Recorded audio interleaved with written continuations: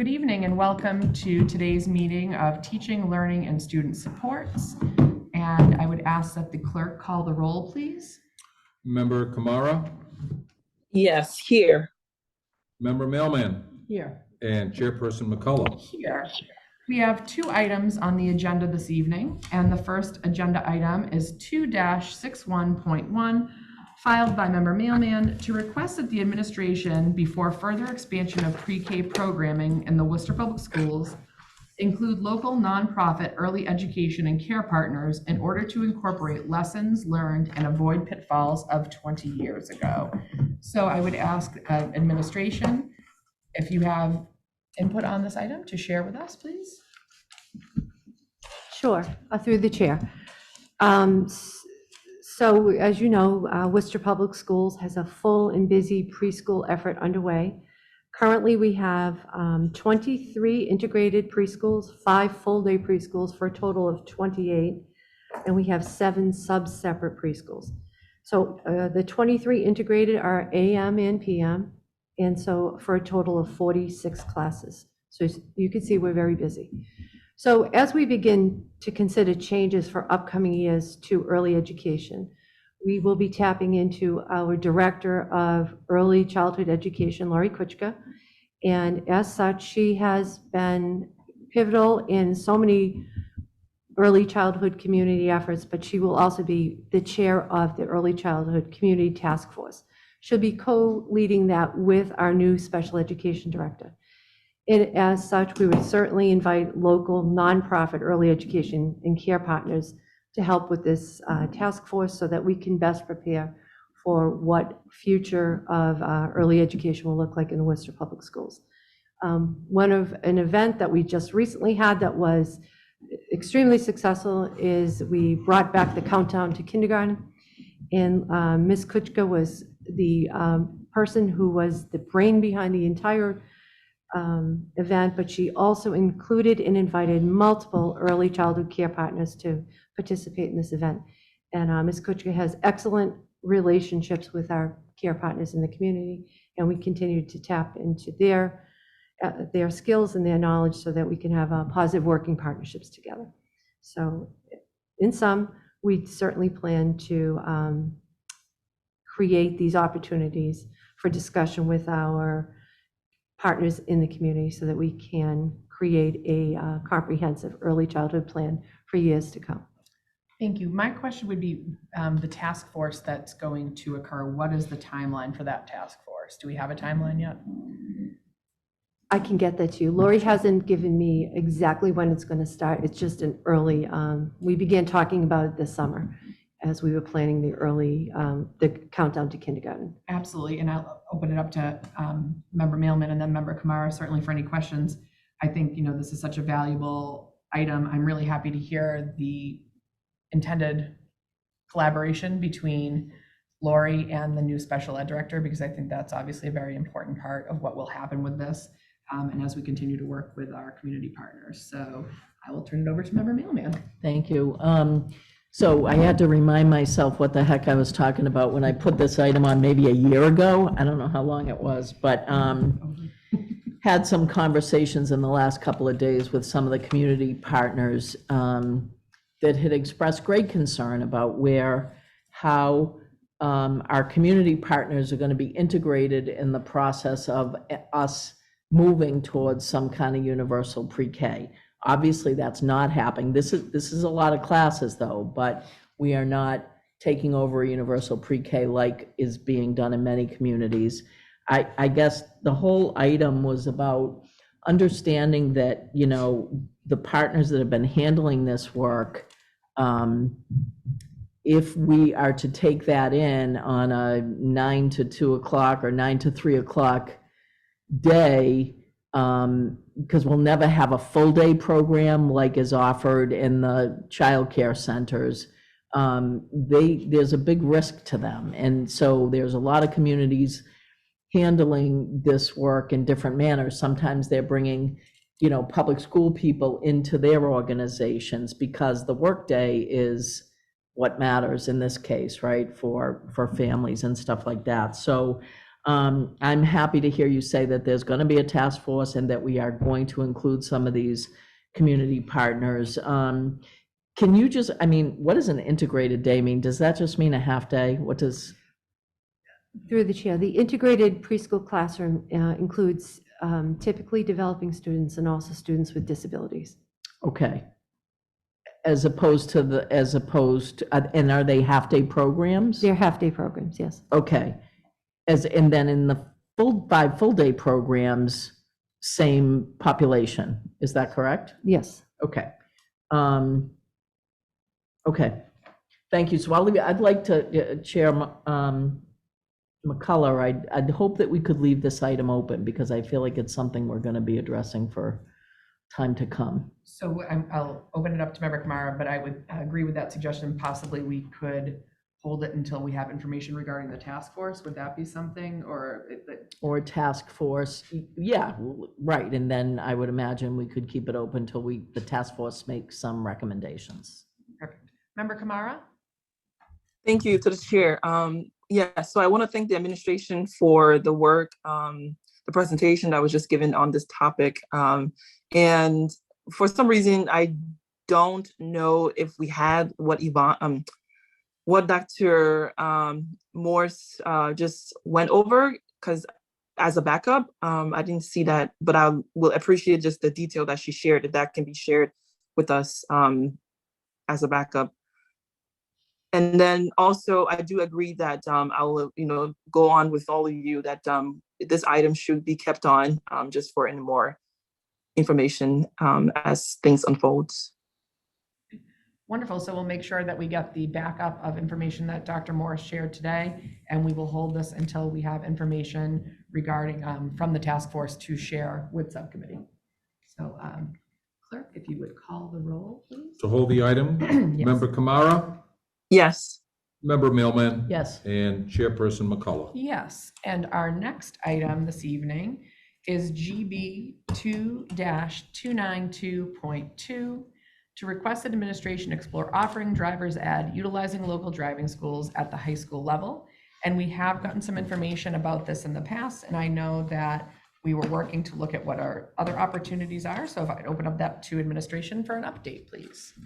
So through the chair, we have some good news. I'm going to pass it over to Ellen Kelly, our Executive Director of Schools, and Chris Chrysonis, our Administrative Director of College and Career, is on with us also if you have additional questions. Testing, is it on? Oh, good, okay. So, through the chair.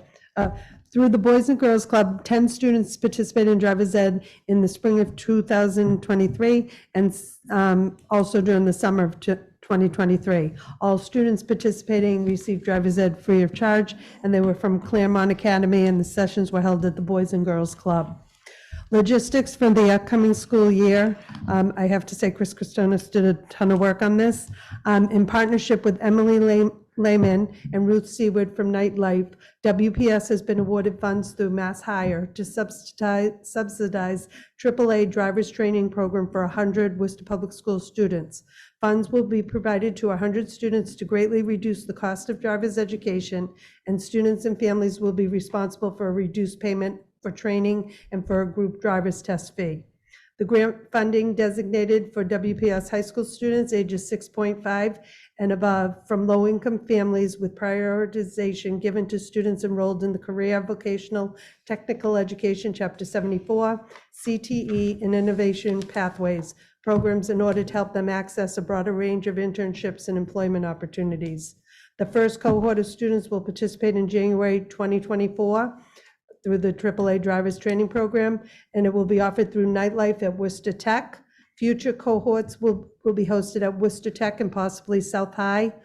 Emily Lehman is the grant coordinator, and the WPS Grants Department and Mass Hire are currently in the process of finalizing the contract with the city. And once that's done, the grant department will bring the contract to the school committee for approval. Thank you. So that's definitely a significant update since we last received an update on this. So I'm just clarifying, it's 100 students, and it will be students from vocational programs via Nightlife, well, offered during Nightlife, but subsidized for those 100 students based on income and necessity. But that also sounds, obviously too, it's supportive of the students that need to be getting out and doing some internship and co-op type work. Is that correct? Like in their trade too? Yes. So that's, I think, certainly an excellent start and exciting to hear. So I will pass it along to Member Mailman. Thank you. What was the value of the grant through the chair? Chris, do you have that? Through the chair, the amount awarded in ARPA funds was $98,328. And what it does is basically reduces the grant funded for each student. It was normally $775 plus the $100 fee for the license. So just under $900 they'd be paying. We got it down to $199 for students, which includes everything. 99 plus the 75, is that the deal? Say that It one. was about 900. $775 plus the $100 for the training program. So, and then the $99 for the test fee. We're going to have it for $100 per student, and then $99 for the test fee. So we've reduced that. Thank you. Okay. Awesome. That's great news. No, thank you. Member Kamara? Thank you. Yeah, I just want to follow up on that question. Because I was writing things down, but it's still a bit confusing. So how much out of pocket would families have to pay that is being subsidized? Families have to pay $199 out of the possible for this program, $875. So parents will have to pay for this program for the child $199. Correct. Okay, and this how long is the driver? Because I one of the things I actually participated in drivers at South High when I was in high school, and I remember doing that at night, and it was free. I don't remember paying anything for it, but as far as taking, it was like several days that we were there at night at South High. So yeah. So like, can you just give me a little bit about like how long is the program? Sure. I'd have to double check how many hours it puts in. I know a typical week, the kids can get it done in an 8-hour day, 5 days a week. So it's about a 40-hour training, which is the typical training for the classroom stuff. And then they'd have to, part of the driver's fee test includes, I believe it's 6 or 8 hours of driving and same amount of observation hours as well. And then they would go for their driving test. Okay. So so the part that we are offer, okay, so I guess what I'm also hearing here is that this includes the education classroom part of it as well as the physical driving part of it. Correct. The whole program is included in that, and they'll be able to utilize Worcester Tech as the place where they'll be able to get their cars. A lot of places now, I know the Safety Council has started doing it again in AAA also, that they pull to the high schools and they pick up at the high schools for students and then bring them back home, usually when they're done their driving and their observation hours. But they'll be able to have that as a home base from Worcester Tech for these classes. I don't think they have a full schedule set up yet. AAA is going to help decide that with us with the use of those classrooms at Worcester Tech based on how many students we have signed up. Thank you. I think that's wonderful. So with the in-class education plus the, out in the field driving piece of it, this entire full package program, parents only have to pay $199. Correct. Yeah, this is great because my class that I took was only in the classroom, so it's a bit different. So I really appreciate that extra feedback. It's wonderful. Yeah, this is wonderful. Thank you. Thank You're you. welcome. I just have one more question. So when this will be taking place this fall or throughout the entire school year? I think Sorry, it's, I apologize. the plan is to start January 2024. Okay, so then my ask would just be that we get an update in June. I'm thinking at that time we can just hear how the program went and then go from there if that's agreeable with administration. And Member Kamara and Member Mealy, does that work for both of you? Yes. All right, so then the motion would be to hold this until June 2024, please. And I have a question. Oh, I'm sorry. Yes, Member Kamara? Thank you. I have a question. So just a follow-up question. So so January 2024 is the first time is the date or in the month that we're starting this. Do we have ideas for future, occurrences of this? or will that be determined based on money budget? Yeah, so this is based on the money that we have, which is going to be for that 24 through 2026 school years. And so what we're looking at is the nightlife runs by semester. They've already started now. So we're going to start this in January when the second semester starts up. And then what the plan would be is to, reach out to all the students. We hope that we can grow this again so we can offer it at South, two opposite sides of the city, which makes it easier for students to get to. We do have options for driver's education. I believe Ellen Kelly had a bunch of those, not only Boys and Girls Club, but a few other companies. We just haven't been able to. We have been in some conversations, as well as when we talk to them about what they could offer us, is finding a way to get some reduced prices and be able to work maybe some classrooms into the schools. I know at one point, and this was all pre-COVID, so COVID changed all of this because students weren't allowed. They were given a pass. They didn't have to go in the cars. The classrooms were all done virtually. Worcester Tech used to actually run a class that one of their teachers taught previously to COVID. So we just have to work on some of those things after we solidify the grant and the opportunities now to down the road be able to possibly expand this to all the high schools if we can, with whether it's grant funding or some lesser fees or both, to offer more opportunities for students so they don't have to go to these other driving schools. Thank you. So with my question in mind, and I'm looking at the 100 spots, how do we think, because this 100 spots can go so quickly, right, with the need in the school, hopefully in our schools. So how do we intend on offering, offering and selecting who is going to be a part of these slots? Do we have a criteria? Yeah, well, the first part of it would be to whoever applies. And then if we fill those spots, great. If it goes beyond that, the preferential treatment will be given to students that are in Chapter 74 programs, career and technical education programs, and then the Innovation Pathways program. The reason being is based on our research in the last 6 or 7 months, and everybody else knows that anyways, previous to it, one of the biggest barriers was students being able to have transportation to get to and from. And not only that, but we're limiting ourselves when we send students off for internships, co-ops, and what have you, that they cannot work jobs where they'd have to drive something at that job where, these businesses not necessarily stopping during the middle of the day or after school to come pick up a kid. So it makes it a little difficult. So we're trying to give those opportunities to those students so we can broaden our horizons in terms of what we're offering for internships and co-ops with those 3 groups first, if it came down to the fact that we had to make some decisions out of the 100 students that sign up each time. So that's our first look at it. But once we get to that point, we would be able to probably have a lottery like we do for everything else with the Innovation Career Pathways program. We have a lottery as well. Thank you. I promise you my last question. Can you let me know what month you guys will start? You'll put out the application. I don't think it'll be in January. It'll be before January. As soon as we get everything finalized back from the city and the grant is processed and we have the paperwork complete and it's official, we will put it right on our nightlife website and offer it as a class there. And then through our Connecting Activities program, which is run through the Innovation Career Pathways, Emily Lehman and Mass Hire, we will reach out to all of our students and get that through our guidance counselors to make sure all of our students have them posted and what have you. For each of them, we probably would send those out in what we're using, I believe, Foursquare or the All Calls now.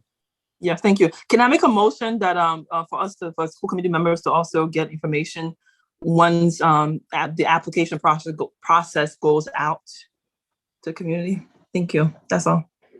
Wonderful. Thank you. Member Mailman, you had one more question? Yes, thank you. So this is 5 cohorts, maybe?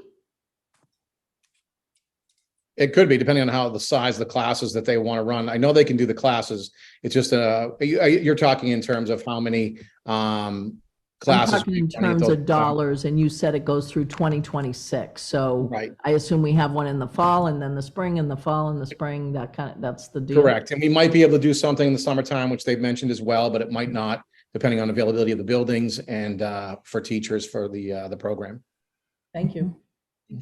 All right, so then the motion is to hold this until June of 2024, but also to get the information from administration when it goes out to students so that school committee is aware as well. So clerk, if you could please call the roll. Member Kamara, Yes. Member Mailman, Yes. and Chairperson McCullough. Yes, and that brings us to the end of our meeting this evening. So if I could ask the clerk to call the roll to adjourn as well, please. Madam Chairperson, thank you. Member Kamara, Yes. Member Mailman, Yes. and Chairperson McCullough. Yes, thank you very much, everyone. Thank you.